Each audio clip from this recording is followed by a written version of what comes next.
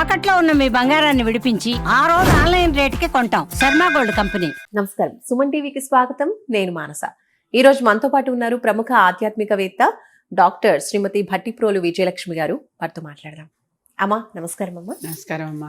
మా ఉద్యోగం కోసం చాలా మంది ఎదురు చూస్తూ ఉంటారు. తమ కోరుకున్న ఉద్యోగం రాక బాధపడే వాళ్ళు కొంతమంది అయితే, ఉద్యోగం మొన్నటి వరకు బాగానే ఉంటుంది, సడన్ గా ఉద్యోగం నుంచి తొలగించడము లేదా వీళ్ళకి ఏమైనా ఇబ్బందులు అయ్యి సడన్ గా ఉద్యోగం మారటం అనేది జరుగుతూ ఉంటుంది. అలా జరిగినప్పుడు అంటే ఆర్థికంగా ఎన్నో ఇబ్బందులు, ఫ్యామిలీ ఉంటే కనుక పిల్లలు వాళ్ళంతా ఎంతో ఇబ్బందులు పడాల్సి వస్తూ ఉంటుంది. కాబట్టి ఇలాంటి సందర్భాల్లో, ఎలాంటి సందర్భంలో అయినా ఉద్యోగం పోయినా లేదంటే కొత్త ఉద్యోగం కోసం ప్రయత్నిస్తున్నా కూడా వాళ్ళకి ఆ ఉద్యోగం రావాలి అంటే ఏం చేయాలంటారు? మామూలుగా నెలవారీ జీతాలు వస్తేనే నెలగడవటం కష్టంగా ఉన్న రోజుల్లో అసలు జీతమే రాదంటే కనుక నిజమైన ఇబ్బందే అది. అందరికీ ఆ కష్టం ఎవరికి రావద్దు అనుకోవాలి. ఆ కష్టం వస్తే వాటి నుంచి బయటపడేయాలి.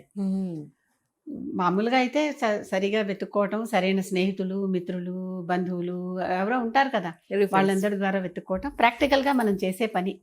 ఈ రోజుల్లో అయితే మానవ ప్రయత్నం చేయాలి, దైవ సహాయం కూడా ఉండాలి తప్పనిసరిగా. దేనికైనా మనకు అయోగ్యత లేకపోతే రాదు. లలిత సహస్రనామంలో ఒక నామం ఉంది, పులోమచార్చిత అని. పులోముని కూతురు చేత అర్చింపబడిన దేవత అని అర్థం అక్కడ. పులోముడు ఎవరు? శచీదేవి తండ్రి. ఇంద్రుడు శచి భార్యాభర్తలు తెలుసు కదా. అది ఇంద్ర పదవి. ఇంద్రుడు కానీ చివరికి విష్ణుమూర్తి పదవి దగ్గర నుంచి వీళ్ళందరూ కూడా కొంతవరకే ఉంటారనమాట. అందుకే వీళ్ళు భవిష్యత్ బ్రహ్మ, వీళ్ళు భవిష్యత్ వ్యాసులు అని ఇలాంటి పేర్లు చెప్తూ ఉంటారు కదా మనకి. వాళ్ళ కొంతవరకే ఉంటారు. ఆ పని అయిపోయాక వాళ్ళ పదవి అయిపోతుంది, ఇంకోళ్ళు వస్తారు ఆ ప్రదేశానికి, ఆ పదవిలోకి. అప్పుడు ఉన్నటువంటి మనం ఈ కథాకాలం నాటికి చెప్పుకునేటటువంటి ఇంద్రుడు ప్రస్తుతం కూడా పురంధరుడు అని ఆయన. ఆ పురంధరుడే ఇంద్రుడు రూపంలో ఉన్నాడనమాట. ఇంద్రుడు పదవిలో ఉన్న, ఇంద్రత్వం అనేది పదవి, ఆయన పేరు కాదు. దేవతలకి ఆయన ఇంద్రుడుగా ఉన్నాడు కనుక పదవి. ఇక్కడ ఇంద్రుడు గురించి కూడా ఒక చిన్న మాట చెప్తా, అసందర్భం అయినప్పటికీ ఈ విషయానికి. ఇంద్రియ నిగ్రహాన్ని పరీక్షించేవాడు ఇంద్రుడు. ఆ పదవి పేరే ఇంద్రుడు అని పేరు వచ్చిన కారణమే అది. తన కింద ఉన్నటువంటి రంభ, మెనక, ఊరసి వీళ్ళందరూ ఉంటారు కదా, వాళ్ళందరినీ పంపించి ఆ తపస్సు చేస్తున్న వాళ్ళు ఎంతవరకు ఇంద్రియ నిగ్రహం సాధించారు, కామక్రోధ లోభమోహ మద మత్సరాలను ఎంత సాధించారు అని కనుక్కుంటూ ఉంటాడు. అంటే వీళ్ళు ఎగ్జామినర్స్ అనమాట. ఆయన చీఫ్ ఎగ్జామినర్ అనుకో. అలా జరుగుతుంది. ఈ ఇంద్రుడు ఒకసారి తన పదవిలో భాగంగానే తప్పనిసరిగా ఒక బ్రాహ్మణుడిని హత్య చేయాల్సి వచ్చింది. అంటే ఆ బ్రాహ్మణుడు వీళ్ళకి వ్యతిరేకంగా పనిచేస్తున్నాడు, రాక్షసుడు. రాక్షసుల బ్రాహ్మణులు ఉన్నారు కదా, రావణాసురుడు కూడా రావణ బ్రహ్మ కనుక చేయాల్సి వచ్చింది. చేసినప్పుడు చాలామంది పురాణాలన్నీ బ్రాహ్మణులకు అనుకూలంగా ఉన్నాయనేటటువంటి ఒక ప్రచారం ఉంది బయట. బ్రాహ్మణులకు అనుకూలంగా ఉండవు, ఎవరికి అనుకూలంగా ఉండవు. ధర్మానికి అధర్మానికి ఈ రెండే ఉంటాయి ఎప్పుడు కూడా. అది చాలా గమనించుకోవాల్సిన విషయం. ఈయన ధర్మ మార్గం పోకుండా అధర్మ మార్గం పోతున్నాడని చెప్పి అతన్ని చంపుతాడు. చంపినాక అప్పుడేమవుతుంది, బ్రహ్మహత్య పాతకం వస్తుంది. అలా ఇంద్రుడికి 2 సార్లు వచ్చింది. 2 సార్లు, మొదటిసారి ఏమో తన బ్రహ్మహత్య పాతకాన్ని నలుగురికి పంచి తగ్గించుకున్నాడు. రెండోసారి బ్రహ్మహత్య పాతకం వచ్చినప్పుడు చాలా చాలా దారుణం. అంటే ఒకసారి చేశాక తప్పు, రెండోసారి తక్కువ క్షమ ఉంటుంది చూడండి. అవును, అలవాటైపోయినట్టుగా అయిపోవట్లా. రెండోసారి చేసేసరికి తప్పనిసరి అయింది, చేయాల్సి వచ్చింది. తన పరిపాలనలో భాగంగా చేయాల్సి వచ్చింది అది. అందుకని ఆయన్ని చంపాల్సి వచ్చింది. చంపిన తర్వాత బ్రహ్మహత్య పాతకం భయంకరంగా అంటుకుంది. అంటుకున్నాక దానిని తప్పించుకోవటానికి ఇంద్రుడు పారిపోయాడు. అన్నీ వదిలి, అమరపురిని అన్నిటినీ వదిలేసి వెళ్ళిపోయి మానసరోవరంలోకి వెళ్ళి, అక్కడ కమలం ఉంటుంది కదా, పద్మం, ఆ పద్మం తూడులోకి వెళ్ళిపోయి ఆ లోపల సన్నని తంతు ఒకటి ఉంటుంది, దాంట్లో దాచుకున్నాడు. అక్కడికి బ్రహ్మహత్య రాలేదు కనుక అక్కడ పోయి దాక్కున్నాడు. మరి ఇక్కడికి పరిపాలించడానికి ఎవరు లేరు కదా. అప్పుడు ఇంద్రుడి లేనప్పుడు, ఆ పదవి ఖాళీగా ఉన్నప్పుడు ఇంకొకరిని ఎవరిని పెట్టాలి అని ఆలోచించి నహుషుడు అనేవాడు అప్పటికి దానికి యోగ్యత సంపాదించి ఉన్నాడు ఒక రాజు. ఆయన్ని తీసుకొచ్చి అక్కడ ఇంద్ర పదవిలో పెట్టారు. అంటే ఇప్పుడు శచీదేవికి భర్త ఎక్కడో దాక్కున్నాడు. అవును, ఇంకొకరెవరో వచ్చి తన భర్త పదవిలో కూర్చున్నారు. వాడేం చేశాడు, ఆ వచ్చిన వాడు, ఇంద్రుడి మిగిలిన అధికారాలన్నీ తనకు వచ్చేసాయి కదా, ఇంద్రుడు భార్య కూడా తనకు కావాలని అడిగాడు. ఆవిడ మహాపతివ్రత. రోజు నిత్య సంకల్పంలో కూడా మనం లక్ష్మీనారాయణాభ్యాం నమః, వాణి హిరణ్య గర్భాభ్యాం నమః, ఉమామహేశ్వరాభ్యాం నమః అని చెప్పుకుంటూ శచీ పురంధరాభ్యాం నమః అని కూడా చెప్పుకుంటాం. అంత గొప్ప పతివ్రత ఆవిడ. ఆవిడ నశించటం తప్పు కదా. ఆవిడకి ఇంకేం చేయాలో తెలియలే. దేవతల గురువు బృహస్పతి ఆయన్ని పిలిచింది. ఇలా జరిగిందండి, ఏం చేయమంటారు అని అడిగింది. బృహస్పతికి నమస్కరించి నాకు మంచి మార్గం చూపించండి అని అడిగింది. గురువు కదా, చక్కగా అమ్మ లలితాదేవి మంత్రం ఇచ్చి లలిత ఉపాసించు, ఆవిడే నిన్ను రక్షిస్తుంది, ఆవిడ తప్ప ఇలాంటి వాడి నుంచి ఎవరూ రక్షించలేరు అని చెప్పాడు. చెప్తే ఆవిడ లలితాదేవి ఉపాసనలో కూర్చుని లలితా మంత్రం చేస్తూ ఉంది. అప్పుడు ఈ లోపల నహుషుడేమో విపరీతంగా మెసేజ్లు పంపిస్తున్నాడు తనతో కలిసిపోమ్మని.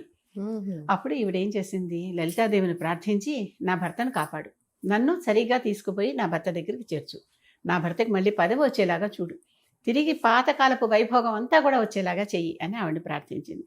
ఆవిడ వరం ఇచ్చి నీకు అన్నీ తగ్గిపోతాయని చెప్పింది.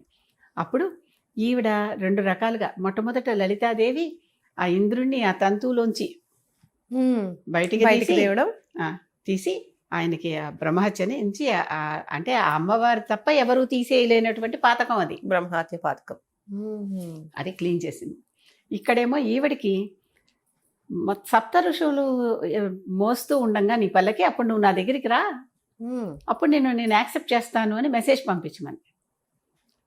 నహుషుడు సప్త ఋషులు మోస్తున్నటువంటి పల్లకి, ఋషులంటే ఎంత పూజనీయులు, అలాంటి వాళ్ళు మోస్తున్న పల్లకీలో ఎక్కి శచీదేవిని కలవటానికి వస్తున్నాడు. ఎంత కామం మూసుకుపోయిందో, అసలు ఇంద్ర పదవికి ఎంత అనర్హుడో చూడండి. అవతల వాళ్ళ అరిషడ్ వర్గాలు వాళ్ళు సాధించారా అనే దానికి పరీక్ష చేసే ఇంద్రస్థానంలో ఉన్న నహుషుడు ఈ పని చేశాడు. చేసి వస్తూ ఉంటే మొట్టమొదట ఉన్న అగస్త్యుడు పొట్టివాడు, ముందర పెట్టారు ఆయన్ని, నెమ్మదిగా నడుస్తున్నాడు. పొట్టివాడు అవటంతో కొలత సరిపోవటంలే హైట్, అగస్త్యుడు పొట్టివాడు. చివరికి కాలుతో అగస్త్యుడిని తన్ని సర్ప అన్నాడు. సర్ప అంటే వేగంగా నడు అని అర్థం. సర్పోభవ అని ఆయన శపించేశాడు అగస్త్యుడు. సర్పోభవ అంటే పావం వైపో అని శపించాడు. అంటే ఒకే పదానికి 2 అర్థాలు ఉన్నాయి ఇక్కడ. వేగంగా నడు అని ఆయన అంటే, సరే నువ్వు పావం వైపో అన్నాడు. వెంటనే నహుషుడు పెద్ద పావం అయిపోయాడు.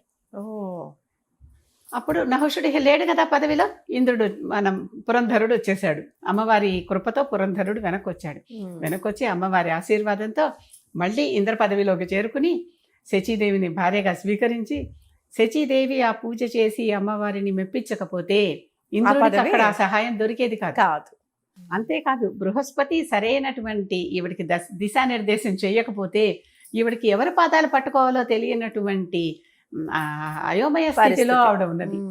ఏ విధంగా అయితే లలితాదేవి ఉపాసన ఆవిడ చేసి తన భర్తని ఆ కష్టంలో నుంచి, బ్రహ్మహత్య పాతకం నుంచి రక్షించి ఇక్కడ నహుషుణ్ణి తొలగించి ఆ స్థానంలో మళ్ళీ ఈ పురంధరుడు వచ్చి కూర్చునేలాగా చేసింది.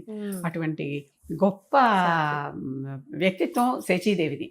ఎవరిని సలహా అడగాలి అది కూడా తెలియాలిగా. అవును, గురువు గారు అయితే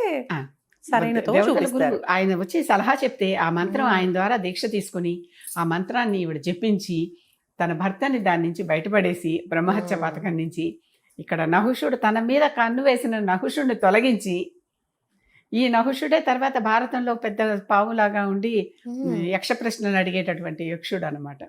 అది మళ్ళీ వేరే కథ తర్వాత వస్తుంది. ధర్మరాజు చెప్పిన సందేహాలతో నహుషుడు మళ్ళీ తన పూర్వ రూపం పొంది ఆ సర్పరూపం వదులుకుంటాడు.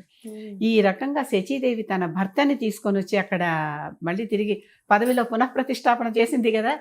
కనుక అంతకంటే స్త్రీలు తన భర్తలకి మళ్ళీ పదవి రావాలన్నా, మంచి పదవి రావాలన్నా ఈ నామం జపిస్తే పులోమజార్చితాయై నమః, పులోమజార్చితాయై నమః అనే మంత్రం జపిస్తే తప్పనిసరిగా వాళ్ళకి రావాల్సిన పదవి వస్తుంది.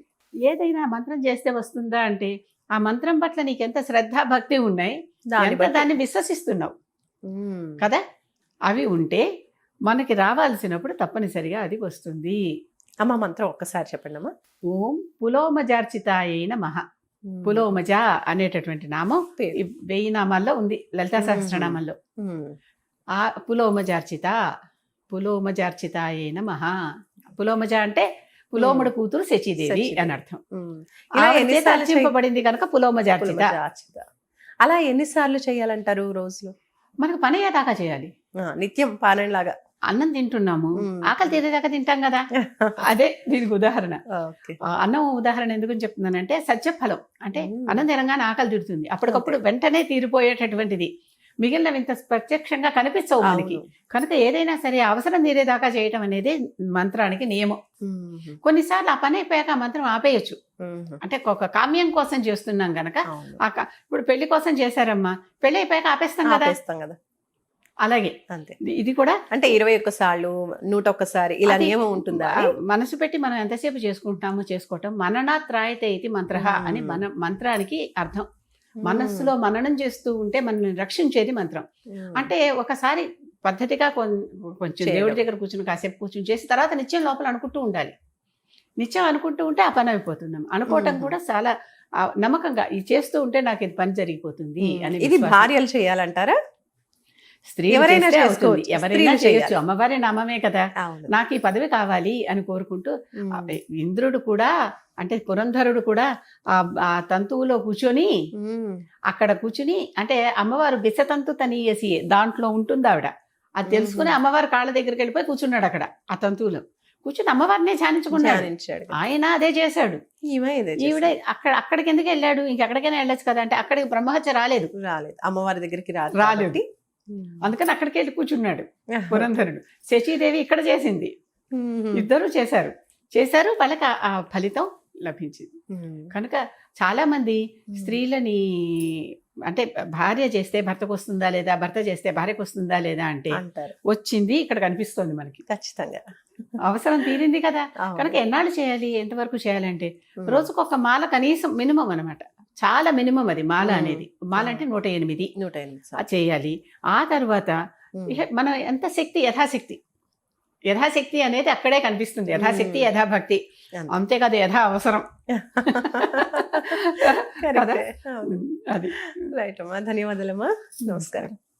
చూసారు కదండి, ఉద్యోగం లేక బాధపడుతున్న వాళ్ళు వాళ్ళ భర్తల గురించి భార్యలు కూడా ఇలా ఓం శ్రీ పులోమజాతితాయ నమః ఈ చిన్న మంత్రాన్ని పఠించడం ద్వారా ఉద్యోగం వస్తుంది అని అమ్మ మనకి చాలా సులువైన మార్గాన్ని తెలియజేశారు. అయితే భర్త కోసం భార్య చేయడము, అలాగే అంటే ఆడవాళ్ళు మగవాళ్ళు ఎవరైనా కూడా ఈ మంత్రాన్ని పఠనం చేసుకోవచ్చు అని తెలియజేస్తున్నారు. కాబట్టి తప్పకుండా ఉద్యోగం కోరుకున్న వాళ్ళు ఈ మంత్రాన్ని పఠించి చూడండి.